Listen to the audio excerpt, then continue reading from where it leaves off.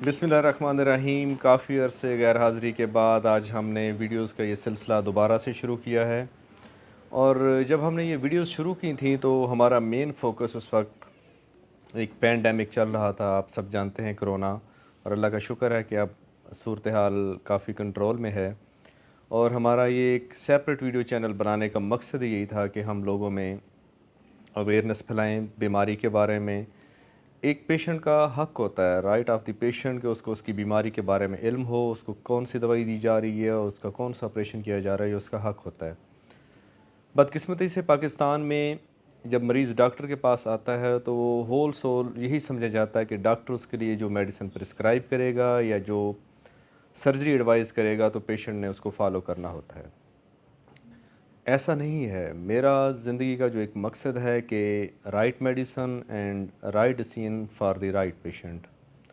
और मरीज़ का ये हक है कि वो अपनी बीमारी के बारे में, अपनी अलामात के बारे में, अपनी दवाई के बारे में, और उसकी अगर कोई सर्जरी हो रही है तो उसके बारे में उसको पूरी इन्फॉर्मेशन और उसमें क्या क्या मसाइल हो सकते हैं उसके बारे में उस पर इल्म हो। न्यूरो सर्जरी में दो बहुत ही आम बीमारियां हैं, एक सर दर्द और दूसरा कमर दर्द। बनी हुए इंसान में शायद ही कोई शख्स हो जिसको ज़िंदगी में एक से ज़्यादा दफ़ा कमर दर्द ना हुआ हो। हमारे यहाँ अक्सर ये समझा जाता है कि जो कमर दर्द है उसमें हमेशा जोड़ों के मसाइल की वजह से ही कमर दर्द होता है, हालांकि ऐसा नहीं है। मोस्ट ऑफ़ द टाइम तो ये वजह होती है। जो एक एवोल्यूशन हुई है फ्राम प्राइमेट्स की, जो चौपाए थे, उससे जब एक एवोल्यूशन की थ्योरी है कि हमें एरेक्ट पोस्चर मिला है, तो उसका जो सबसे बड़ा नुकसान बनी नौ इंसान को हुआ है कि वो कमर दर्द है। क्योंकि हमारा जो सारे जिस्म का वज़न है वो कमर पे पड़ता है, जिसकी वजह से अक्सर ही कमर के अंदर डिस्कें होती हैं, वो ख़राब हो जाती हैं, या इटसेल्फ ही मोहरे कैल्शियम की कमी की वजह से कमज़ोर हो जाते हैं, तो कमर में दर्द शुरू हो जाता है। तो सबसे पहले तो आज हम देखेंगे कि अगर कमर के निचले हिस्से में दर्द हो रहा है तो उसकी कामन वजूहात क्या होती हैं, और लोगों को ख़ुद भी एवेलुएट करना चाहिए कि ये मसाइल किस वजह से हो रहे हैं। आपको बताता चलूँ कि हमें जब सबसे पहले पढ़ाया जाता है तो एनाटमी का इल्म होता है कि हमारे जिस्म के अंदर कौन कौन से अज़ा मौजूद हैं। तो हर मरीज़ जिसको कमर के निचले हिस्से में दर्द हो रहा हो तो उसको ये सोचना चाहिए कि या वो मोहरों की वजह से है, जो आसपास पट्टे हैं उनके अंदर सोजिश हो सकती है, कोई जल्द के अंदर मसले हो सकते हैं। और अगर हम नीचे जाएं तो यहीं पे गुर्दे होते हैं औरतों में, जो एक अंदरूनी अज़ा हैं वो मौजूद हैं, हमारा आंतड़ियों का जो निचला हिस्सा है वो यहाँ पे मौजूद है। इसके अलावा कुछ और भी लिम्फेटिक्स होती हैं, कुछ खून की नालियाँ होती हैं जो ऊपर जा रही हैं और नीचे आ रही हैं, उनके अंदर भी मसाइल हो सकते हैं जिसकी वजह से कमर के अंदर दर्द हो सकता है। मर्दों और औरतों में अक्सर हमल के बाद बहुत ज़्यादा होता है कमर दर्द, और आखिरी हड्डी औरतों की तो वैसे ही बहुत ज़्यादा नाजुक होती है। और अक्सर हमल के दौरान या हमल के बाद डिलीवरी या ऑपरेशन के दौरान उनकी वो हड्डी की दफ़ा फ्रैक्चर होकर टेढ़ी हो जाती है, जिसकी वजह से उनको बैठने में बहुत ज़्यादा मसाइल का सामना करना पड़ता है, और अक्सर लेटने में भी मसला होता है। तो ये कॉमन बीमारी है औरतों में जिससे कमर दर्द होता है। अक्सर वो कमर पे हाथ रख के आती हैं, लेकिन जब उनसे डिटेल में हिस्ट्री पूछी जाती है, कमर दर्द की असल वजह पूछी जाती है और एक सिंपल एक्सरे कराया जाता है, तो हमें पता चल जाता है कि जो कमर के आखिर में एक नरम सी हड्डी होती है जिसको हम कॉक्सिक्स कहते हैं, अक्सर उसका फ्रैक्चर होता है या वो टेढ़ी हो जाती है। मेडिकल की ज़बान में इसको कॉक्सीडाइनिया कहते हैं। इसमें भी कुछ सिंपल सी एहतियातें हैं कि मरीज़ को चाहिए कि नरम जगह पे बैठे, करवट पे लेट के सोए, एक सिंपल सी सीट मिलती है। और हमारे पेरिफेरी में जहाँ पे ये कॉक्सीडाइनिया की सीट अवेलेबल नहीं होती, तो एक छोटी सी जो टायर की ट्यूब होती है वेस्पा की या रिक्शे की, उसको ऊपर कोई कुशन वगैरह रख के उसको भी एज अ कुशन इस्तेमाल किया जा सकता है। और सिंपल पेन किलर खाने से भी ये 2 से 4 हफ्ते में बेहतर हो जाती है। जिसमें बेहतर ना हो तो उसमें हम फर्दर करते हैं कि उसको एक इंजेक्शन लगा के उसका पेन सेटल कर दें, या दूसरा हल होता है कि अगर फ्रैक्चर हो चुकी है, पेन बहुत ज़्यादा है और किसी भी तरीके से ठीक नहीं हो रही, तो एक बहुत ही सिंपल सा ऑपरेशन होता है 10 से 15 मिनट का, जिससे जो फ्रैक्चर्ड हड्डी है उसको निकाल लिया जाता है, जिससे मरीज़ का दर्द ठीक हो जाता है।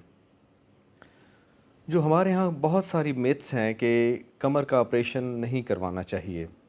और दूसरा, अक्सर लोग कमर दर्द में जब होते हैं तो बहुत सारे डॉक्टर उनको टीका एडवाइस करते हैं जो कमर के अंदर लगता है। और तीसरी जो बहुत मिथ है कि मोहरे हिल गए हैं उनको चढ़ाना है।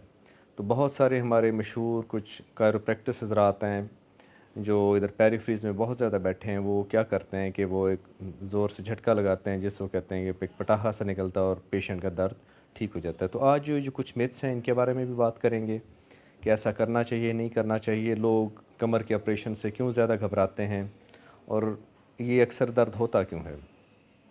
न्यूरोसर्जरी में जो कहते हैं न्यूरोसर्जन्स का जो मेन जिसमें से हम सर्जरी करते हैं वो डिस्क का ऑपरेशन है।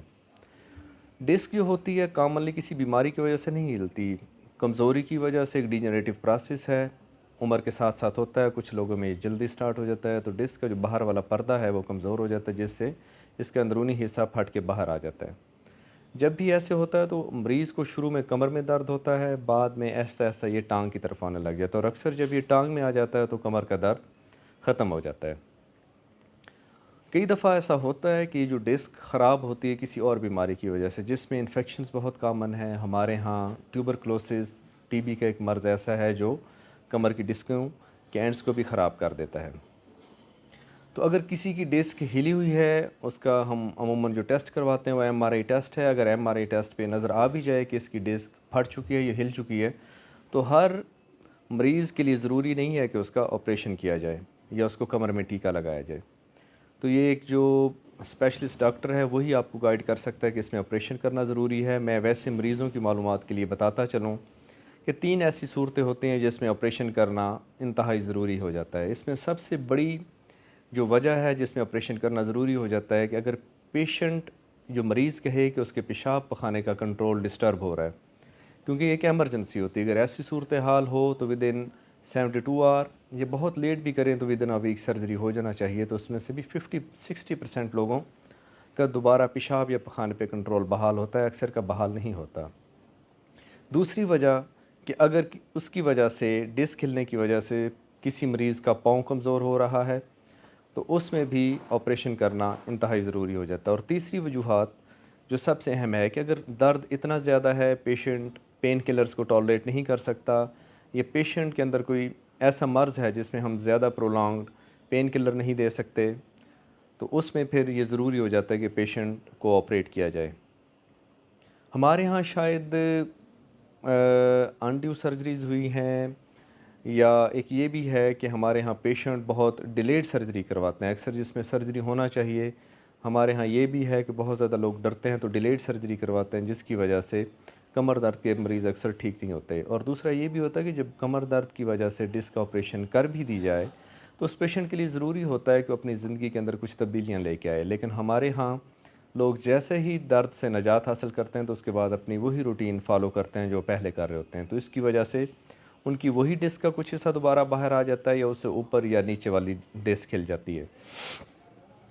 बाकी कुछ जगहों पे एपिड्यूरल स्टीरॉइड्स, या आजकल ये है कि पेशेंट का अपना खून लेके उसमें से प्लेटलेट्स अलहदा करके मरीज़ की डिस्क के अंदर लगाए जाते हैं। तो मरीज़ अक्सर उस इंजेक्शन से भी बहुत ज़्यादा खौफज़दा होते हैं और नहीं लगवाते। लेकिन मैंने अपनी प्रैक्टिकल लाइफ में देखा है, जिस मरीज़ को डिस्क की वजह से अगर दर्द हो रहा है सिर्फ़, और बाकी उसका पेशाब पखाने का कंट्रोल ठीक है, उसके पाँव की हरकत ठीक है और कोई उसकी वजह से ज़्यादा दबाव नहीं है, तो उनको अगर 2 से 3 ये एपिड्यूरल स्टीरॉइड या प्लेटलेट रिच प्लाज़्मा लगा दिया जाए, तो उनमें से 90% जो मरीज़ होते हैं वो रिकवर कर जाते हैं।